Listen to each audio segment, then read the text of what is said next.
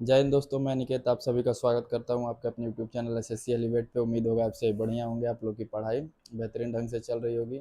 जैसा कि आप सभी को पता है कि थंबनेल पर आप देखें कि यूपी पुलिस कांस्टेबल एग्ज़ाम 2026 का मैं अपने एग्ज़ाम का रिव्यू करने वाला हूं। कितने सवाल सही हुए हैं और कितने सवाल गलत हुए हैं। जैसा कि आप सभी को पता है कि यूपी पुलिस कांस्टेबल एग्ज़ाम 2026 जो था 8, 9 और 10 तीन तीन डेट को हुआ था और 6 शिफ्टों में पेपर हुआ था।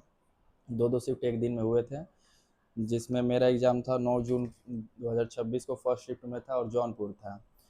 तो चलिए आज मैं बताता हूँ कि मेरे कितने सवाल सही है और कितने सवाल गलत हुए हैं। ये हाथ में मेरे क्वेश्चन पेपर है, 9 जून की फर्स्ट शिफ्ट का पेपर है जिसमें मेरा एग्ज़ाम हुआ था फर्स्ट शिफ्ट में, और मेरा एग्ज़ाम 9 जून को फर्स्ट शिफ्ट में जौनपुर था।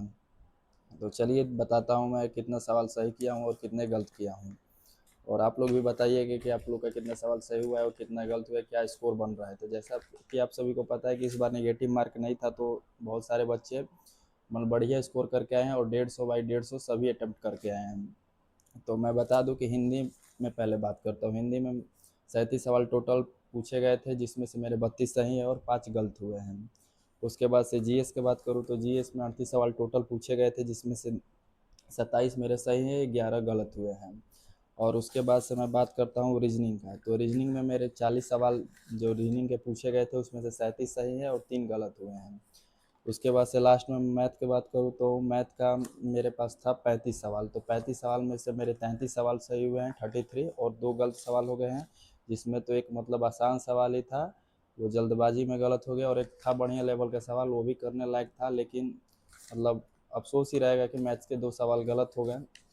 अगर मैं चाहता तो थोड़ा और ध्यान से पेपर को अटैम्प्ट करता तो मैथ में कोई सवाल गलत नहीं होता। और बाकी हिंदी में था जो मैं मतलब तैयारी ठीक नहीं थी हिंदी की, लेकिन फिर भी मैं 32 सवाल सही करके आया हूँ 37 में से। चूँकि एसएससी का एग्ज़ाम इसमें सीजीएल का था तो हिंदी पर थोड़ा ढंग से ध्यान नहीं दे पाया हूँ, लेकिन फिर भी 32 सवाल है, हिंदी से मैं संतुष्ट हूँ। लेकिन मैथ में 2 और सवाल सही हो सकते थे जो मैं थोड़ा ध्यान से और पेपर को अटैम्प्ट करता था। तो ओवरऑल मेरे स्कोर बन रहे हैं 258, यानी 129 सवाल सही हैं और 21 सवाल गलत हुए हैं, जिसमें से सबसे ज़्यादा गलत हुए हैं जीएस में, उसके बाद से हिंदी में, फिर रीजनिंग में, और लास्ट में 2 सवाल मैथ्स में गलत हुए हैं और 3 हिंदी में 3 सॉरी रीजनिंग में गलत हुए हैं।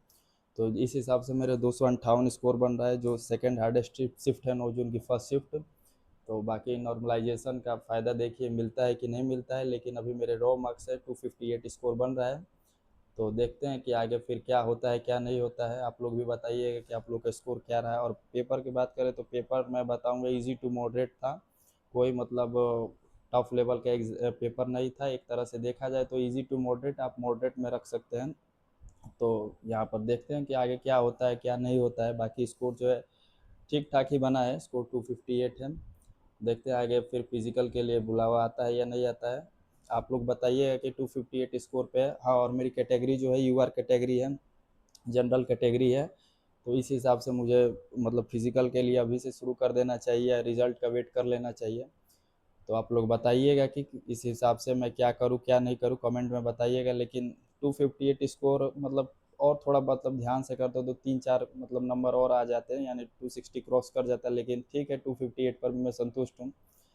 आगे देखते हैं क्या होता है। और आप लोग भी बताइएगा कि आप लोग का स्कोर क्या था यूपी पुलिस से, अगर एग्ज़ाम आप 2026 कांस्टेबल वाला दिए हैं तो। अगर आप लोग का भी स्कोर मतलब क्या था क्या नहीं था, आप लोग कमेंट बॉक्स में बताइएगा। बाकी अब ये सब बता दीजिएगा कि आप लोग का किस शिफ्ट में और किस डेट को एग्ज़ाम था। अब देखते हैं आगे क्या होता है, फिजिकल के लिए बुलावा आता है कि नहीं आता है। 258 स्कोर पे यूआर कैटेगरी से, जनरल कैटेगरी से उम्मीद है कि तो फिजिकल के लिए बुलावा आ जाना चाहिए, लेकिन फिर भी देखते हैं, रिजल्ट का वेट करते हैं। तो अभी से मुझे फिजिकल करना चाहिए या नहीं करना चाहिए, आप लोग कमेंट बॉक्स में बताइएगा। और आप लोग अपना स्कोर भी मतलब बता दीजिएगा। ठीक, तो मिलते हैं अगले वीडियो में अगले मैथ्स के शॉर्ट्स में। तब तक के लिए जय हिंद, थैंक यू।